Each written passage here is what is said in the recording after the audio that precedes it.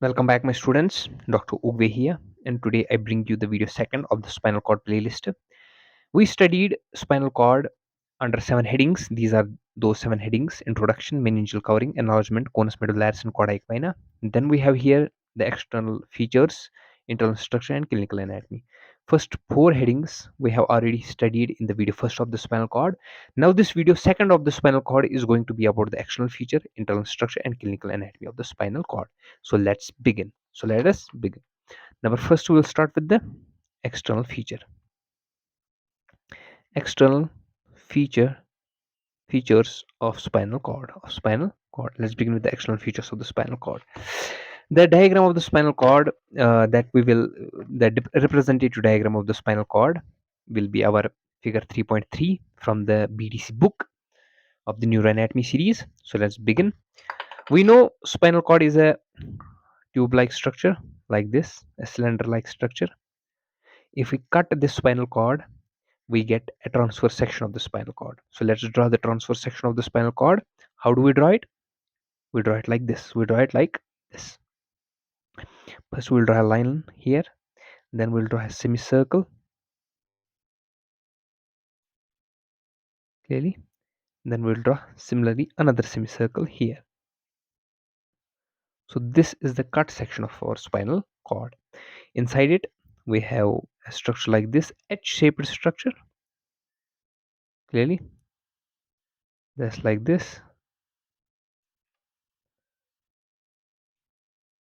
This is that H-shaped like structure inside of the spinal cord. So this is the structure of the spinal cord. Now we will look and now we will see its external structure. Now we will see its external structure. Now, the first thing that we will see, this is the spinal cord. This is the anterior side of the spinal cord, and this is the posterior side of the spinal cord. Posterior, clearly. Anterior or ventral, posterior or dorsal, posterior or dorsal, clearly. First thing that we will see is anterior median fissure. Anterior median fissure. Anterior median fissure. This structure right here, this gap, this is anterior median fissure. Anterior median fissure, clearly. What is the significance of anterior median fissure? It lodges anterior spinal artery. Through it runs the anterior spinal artery, clearly. So number first external structure, we see anterior median fissure. Number second structure we will see in this diagram will be second, posterior median sulcus. Posterior median sulcus, clearly. This dip right here is posterior median sulcus. This dip right here is posterior median sulcus, and the sulcus continues through the intern of the spinal cord, clearly, like a septum, and that is called as posterior median septum. Posterior median septum, clearly. So the first external structure that we saw was the anterior median fissure. Number second was posterior median sulcus and posterior median septum, clearly. As you can see, we have two halves of the spinal cord. This is the first half, this is the second half of the spinal cord. Each half is divided into three parts. Each half is divided into three parts, clearly, by two sulci. Number first sulci is this, number second sulci is this. This is known as anterolateral sulci. Anterolateral sulci. This is known as posterolateral sulci. Posterolateral sulci. This anterolateral sulci and posterolateral sulci divides one half of the spinal cord into three parts. That's called as anterior funiculus, lateral funiculus, clearly, and posterior funiculus. Similarly, this half we have the anterolateral sulci, posterolateral sulci. It divides another half into three parts: anterior part, lateral, and posterior funiculus, clearly. So this is the external feature of the spinal cord, clearly. What is this? This is anterolateral sulci. Anterolateral sulci. From anterolateral sulci. From anterolateral sulci. From anterolateral sulci. Clearly, ventral or motor nerve roots arise. Nerve roots arise. Emerge. clearly. So from anterior lateral sulci, from here and from here, we ventral, because on the ventral side, those nerve rootlets are motor nerve. Clearly, motor nerve arise from the ventral anterior lateral sulci. Similarly, from posterior lateral sulci, clearly,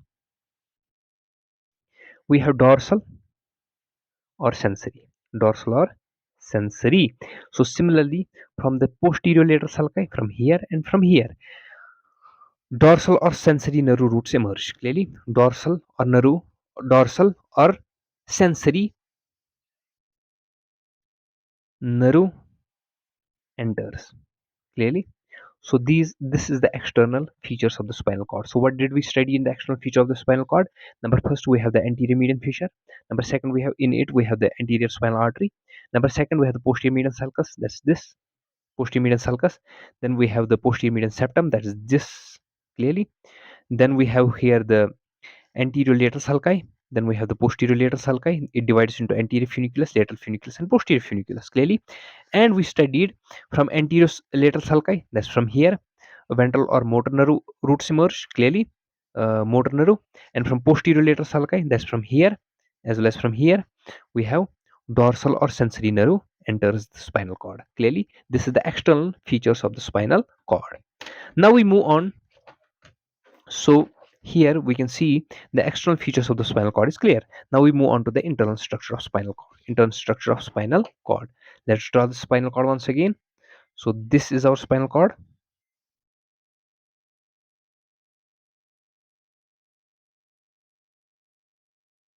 Clearly, so this is our spinal cord. Now we have internal structures of the spinal cord. Internal structure of the spinal cord. Internal structure. Internal structure of spinal cord. Clearly, so we will draw the H-shaped structure inside of the spinal cord. Clearly, this is the H-shaped structure inside it.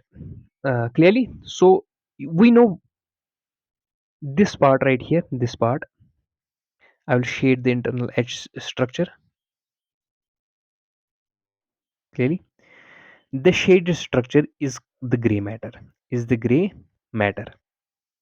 Clearly, we are talking about the internal structure of the spinal cord, and this is white matter. This is white matter. Clearly, this is white matter. White matter of spinal cord. White matter of spinal cord. So gray matter lies inside. Gray matter is H-shaped. Gray matter is H-shaped. Now the question arises: what do you mean by gray matter and what do you mean by white matter? Clearly, we know a neuron. Neuron. Neuron has a cell body and an axon. This is cell body, clearly, and axon. And axon. Uh, the collection of cell body. The collection of cell body in CNS is called gray matter. Is called gray matter because our brain and spinal cord is made up of neurons. So collection of cell body in CNS is called gray matter, while as the collection of axons is known as white matter. While as the collection of axons is known as white matter, it is also known as fasciculus or lemniscus. Lemniscus, clearly.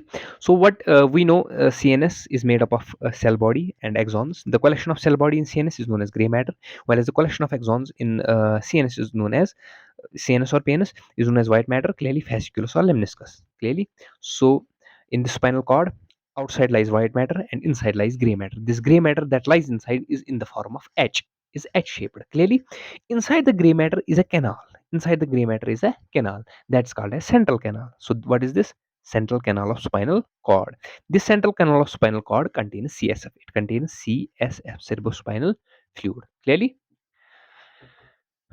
Now we will talk about this. What is this? Gray matter. Clearly, gray matter. What is this? This is the anterior part. This is the anterior or ventral. This is the posterior or dorsal. Dorsal. Clearly, posterior or dorsal. Now this gray matter consists of one posterior horn. So what is this? This is the posterior horn of gray matter. Clearly, this is the posterior horn of gray matter. So one half contains one posterior horn. Another half contains one posterior horn. Clearly. Similarly, it contains anterior horn. This is the anterior horn, clearly. So this gray matter contains it contains posterior horn clearly and anterior horn. This posterior horn and anterior horn is throughout the throughout the spinal cord, throughout the spinal cord extent. We know spinal cord extends from C1 to L1, C1 to L1 in adults. From C1 to L1 there is posterior horn, there is also anterior horn. So this posterior horn and anterior horn is throughout the length of the spinal cord. Clearly, there is one another horn that's called as the lateral horn. Lateral horn. Lateral horn. It is its presence is here. This is the lateral horn. Clearly, it is not present lateral horn of this half of spinal cord and lateral horn of this half of spinal cord. This lateral horn of spinal cord is not present uh, throughout the length of the spinal cord C1 to L1. This lateral horn is only present in the segments T1 to L2 and S2 to S4. S2 to S4. Clearly, there is a presence of lateral horn. This lateral horn, it supplies viscera. It supplies viscera. Our visceral organs. Viscera. Clearly, so we are talking about the internal structure. What did we study so far? We have gray matter, we have a white matter. What is gray matter, what is white matter? This gray matter has posterior horn and anterior horn throughout its length, but this lateral horn is present only in certain segments. Those are T1 L2 and S2 S4, and it supplies viscera. Clearly, so collection of cell body is called gray matter, collection of axons is called white matter, fasciculus or lemniscus. So far is clear. So that completes our internal structure of the spinal cord. One more point in internal structure of the spinal cord: this gray matter has nerve cells. Clearly, those nerve cells are multipolar. Those nerve cells are multipolar.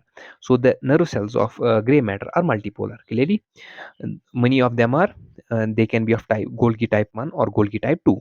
Golgi type 1 and 2 and 2.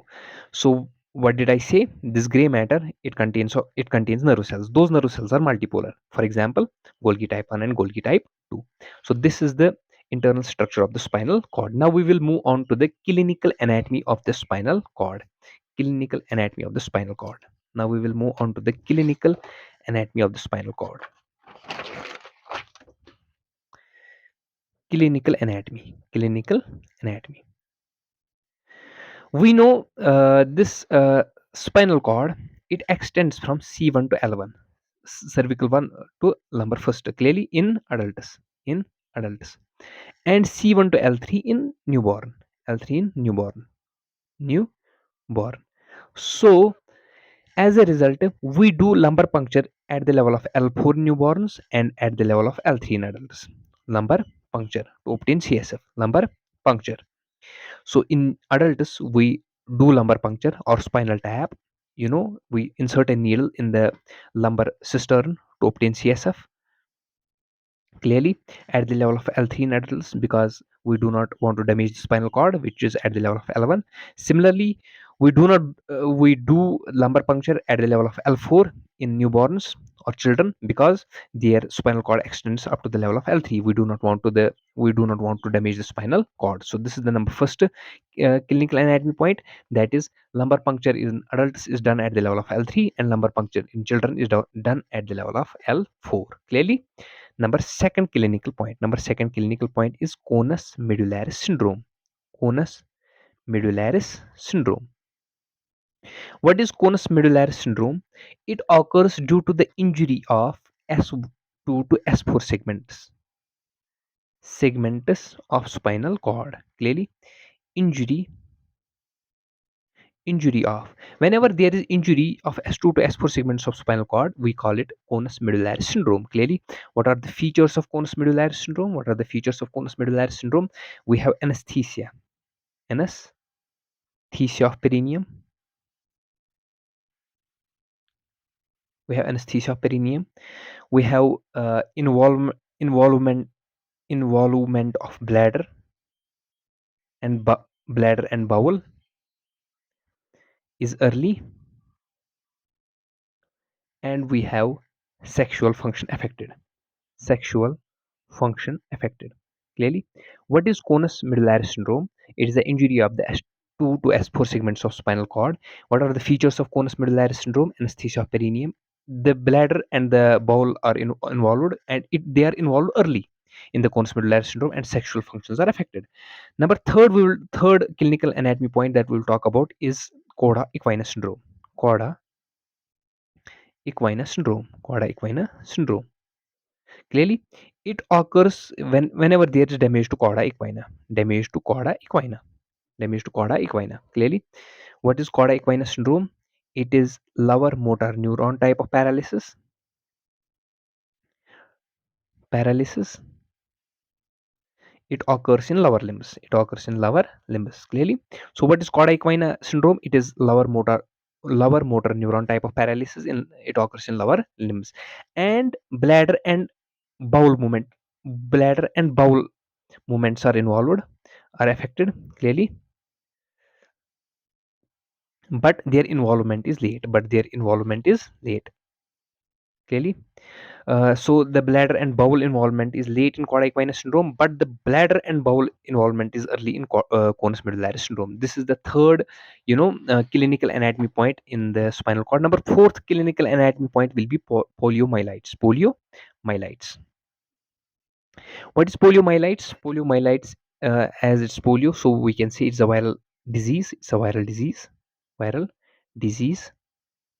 What does it involve? It involves anterior horn cells. Anterior horn cells. It involves anterior horn cells.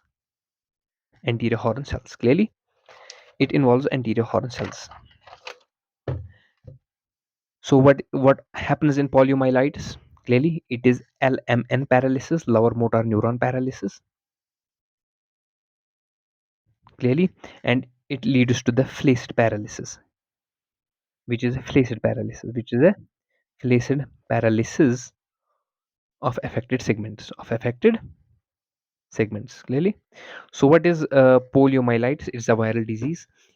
In this disease, there is involvement of anterior horn cells. I can show you the diagram. You know, this is the posterior horn. This is the anterior horn. This is the posterior horn. Clearly, this is a gray matter. So this anterior horn affected in the polymyelitis. Clearly, anterior horn is affected. Gray matter anterior horn is affected in poliovirus infectus anterior horn cells. That's poliomyelitis. Clearly. So what happens? It's a lower element paralysis or flaccid paralysis of affected segments. Clearly. Number fifth and the last clinical point that we will study, that will be tabes dorsalis. Tabes dorsalis. What is tabes dorsalis? It occurs in tertiary stage of syphilis. Tertiary, which is a sexual transmitted disease. It occurs in tertiary stage of syphilis.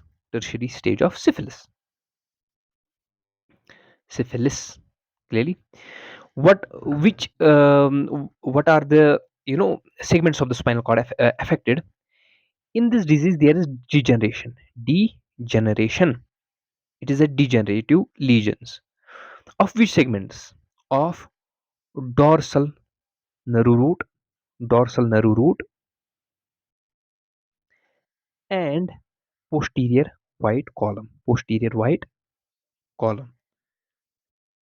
Clearly, in tabes dorsalis, lower limbs are affected. Lower limbs are mainly affected.